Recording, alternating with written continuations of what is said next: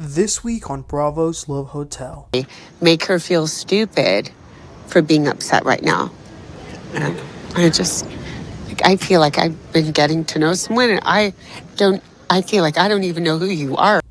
Yo, what is up, everybody? Welcome back. Today we're going to be talking about Bravo's Love Hotel Season 1, Episode 3. Let's get right into it.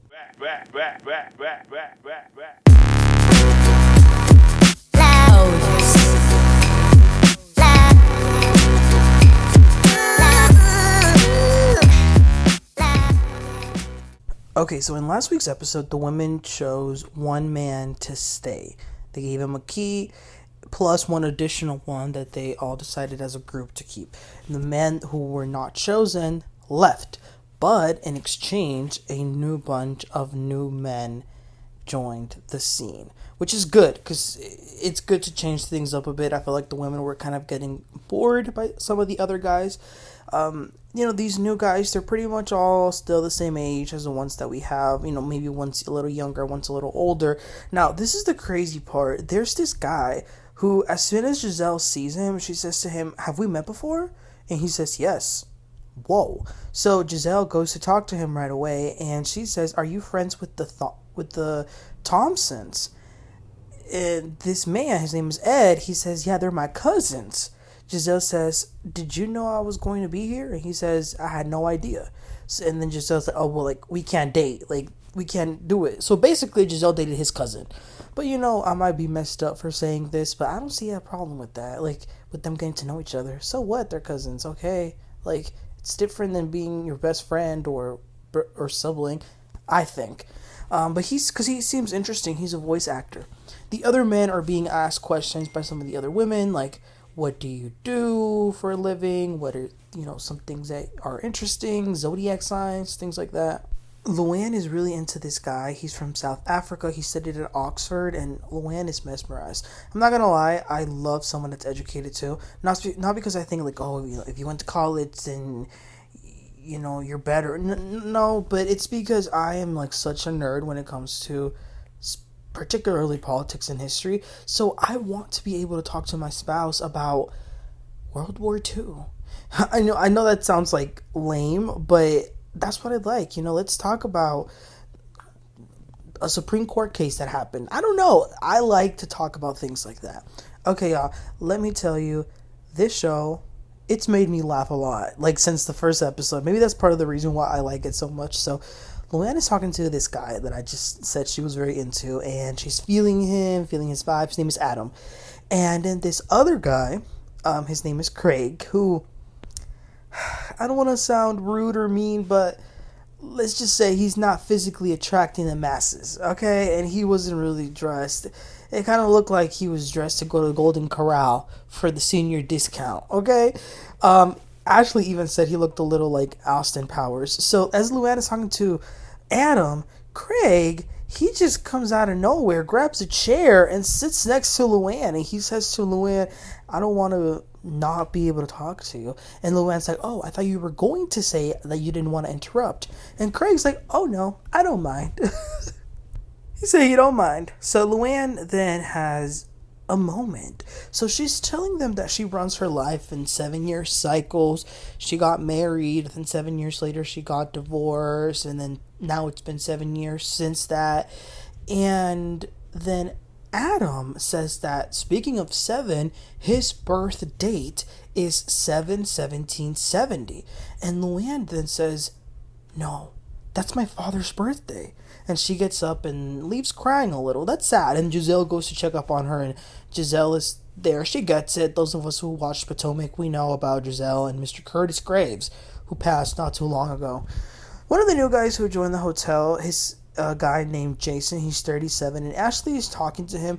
She does want to start talking to men that are more close to her age, not twice her age, and maybe that will give Wale a run for his money, Shannon likes James. He's 62, and they bonded because he is an alumni of her alma mater. They both went to USC. Coincidences like that really do bond people. And he looks very well put together. So the host of the show then calls the women back in. Now remember, they had time to interact with the new men, and now they're going to give one of their keys to a particular man that they hit it off with if they want. So Luanne did give her key to Adam. Shannon gave hers to James. Ashley gave hers to Jason. But Jizzy, she decides to keep her key. So the men who did not receive a key will not be checking in to the Love Hotel. I kind of feel bad for them, but I mean, if there's nothing there, there's nothing there. So they say goodbye. They were just here for a hot second. And that was it for the night. The following day, everyone's now mixed. The old guys, the new guys, all the women. And there will be some group dates, things like this later today. But I thought it was so cool that it was very early in the morning. The sun was out shining very brightly. And Ashley is leading them all on this yoga exercise type of thing, which I wish I had been a part of, because it was on the sand, the ocean was beautiful, like I said, the sun, it was just a vibe. So then after that, people are just able to hang out, kind of talk. Ralph, even though he's part of the old crew, he's still a hot commodity. There's still many of the women who are having their eye out on him. Jay and Shannon talk real quick. Jay tells Shannon that he loves seeing her and Earl. Shannon says, well, I love seeing you and Gizelle. Luanne is then talking to Adam, but she's also talking to James, who's very interesting. He was married for 24 years. He then tells Luanne that his stepmom was best friends with Grace Kelly, the princess. So because Luanne kind of has this background of being the countess and all this other stuff, Luanne now really likes this guy. I feel like Luanne, like, who and what she sees in the moment in front of her, like, that's what she likes. And she forgets about everything else. It's kind of weird. Jay finally gets to talk to Gizelle. Gizelle says to him that Shannon sometimes say she tells her things that Jay sells her or whatever, and like it surprises Gizelle because she feels like maybe Jay is more of himself with other people. Because like, why is Shannon telling me that you're being funny and you know all this stuff, but like when I talk to you, you're not like that? So you know, clearly when he's with Gizelle, maybe because he does like her, he's holding back a little and not being his true self, which I totally get, because I've been like that too. When I have friends, homies, myself, like I just am who I am, because like there's nothing to like lose in a way, if that makes sense. But when there's someone that I like, there is something that makes you want to act a little different, because you want to act in a way that you think will make that person like you. And seeing Jay talk about this with Gizelle makes me see maybe I should stop doing that. Maybe people like Jay and I, we should, you know, just be ourselves regardless of who it is, whether we like them or not. But I think that's a common thing though. So then Joel has a chat with Shannon. He's the host. And he says, I know you've had a hard couple of years. And Shannon says, yeah, like I like Earl, but I feel like there's something missing. I don't know. And Joel is like giving her some good advice. He's saying like, you know, maybe this is your moment, like where you need to get through some things with Earl, with yourself. And then Shannon says, listen, I know I'm not a prize. And Joel says, listen, Shannon, you've made mistakes, but you've bounced back. You're amazing and you are a prize. And Shannon's crying. She says that hearing a compliment is hard, but she takes it. It was a very sweet moment, which makes it crazier knowing all the things he posted about Shannon after the show wrapped. But anyway, let's go back to Gizelle. Now, Gizelle Bryant is Gizelle Bryant. She's going to be messy nowhere, regardless of where she's at. So she says to Wale, Ashley told me that she doesn't find you funny. Okay, so he was like taken aback by this. So it is then much later, the sun's gone down, and they are all going to have an elegant 4-course meal. They're all dressed to the nines. It was also like an astrology thing, and I'm telling y'all, I want to be in this place so much. Like, it's a big table, and there's a lot of conversations being had. So Shannon is sitting next to Earl, and she needs help reading the menu, and Earl takes one of the menus, and he says, oh, I don't know why I got this. I don't even eat vegetables. So then Shannon turns and she says, what do you mean you don't eat vegetables? Who doesn't eat vegetables? It's very important to eat your greens. And Earl's just like, why do you always look surprised when I say something to you? It looks like you want to slap me. So then in the other corner of the table, Wale came came in with a little bit of an attitude, I think, based on what Gizelle had told him. So he says to Ashley, do you think I'm not funny? And Ashley says, yeah, like we haven't really laughed as much together. He says, are you saying we don't talk enough? And Ashley says, yeah, we haven't really conversed much. We're missing some airness. Like we're just missing something. He says, I feel like you're more interested in meeting everyone else but me. I feel like you're looking for someone else.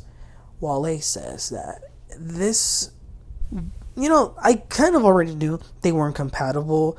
Like Ashley has a type, okay? Let's just put it like that.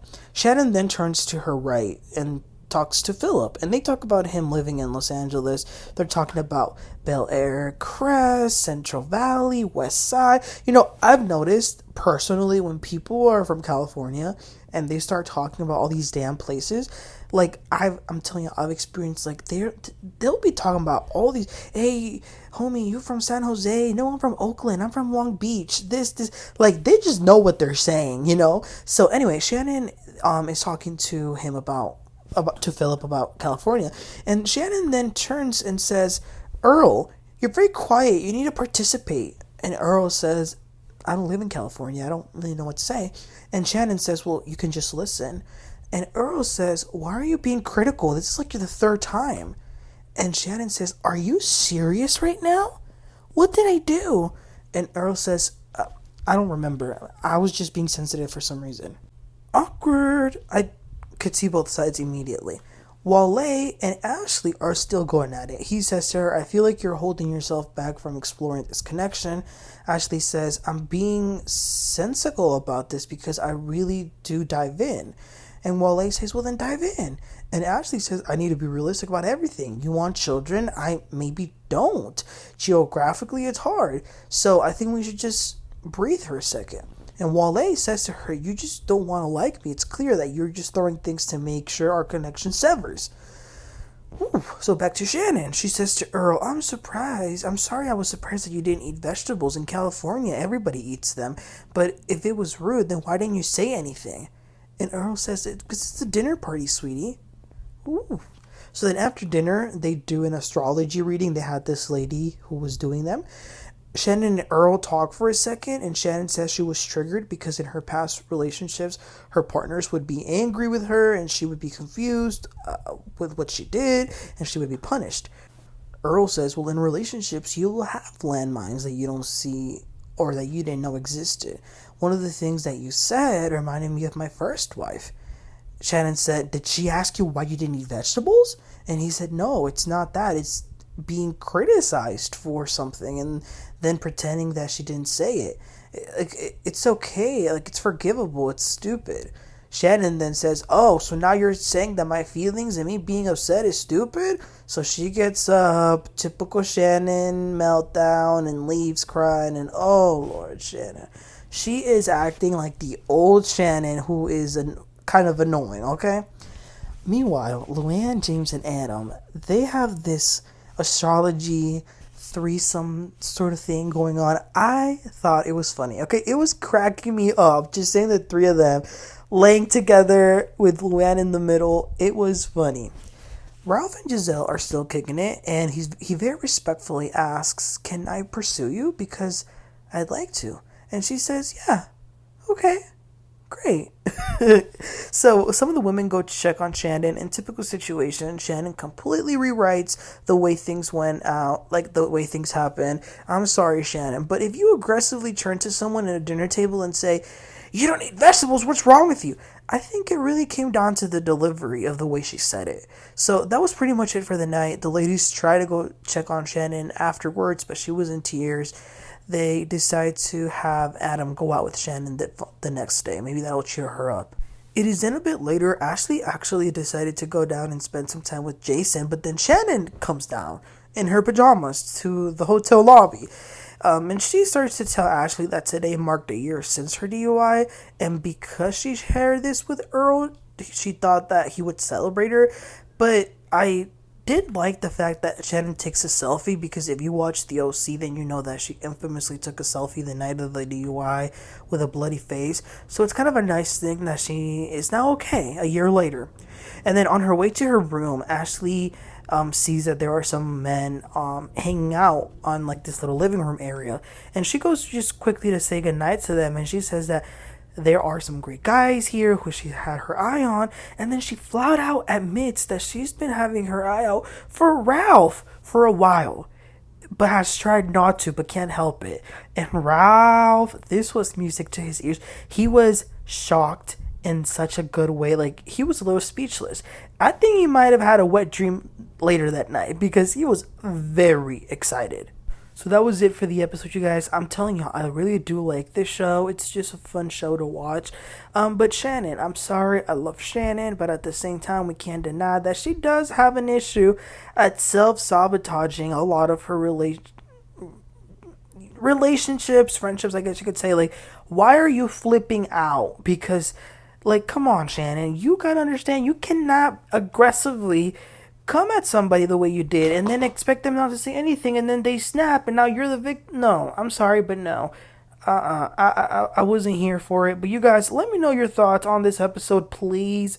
Don't forget to like and subscribe, and I can't wait till the next episode. So y'all have a good one. I'll catch y'all next time. Bye.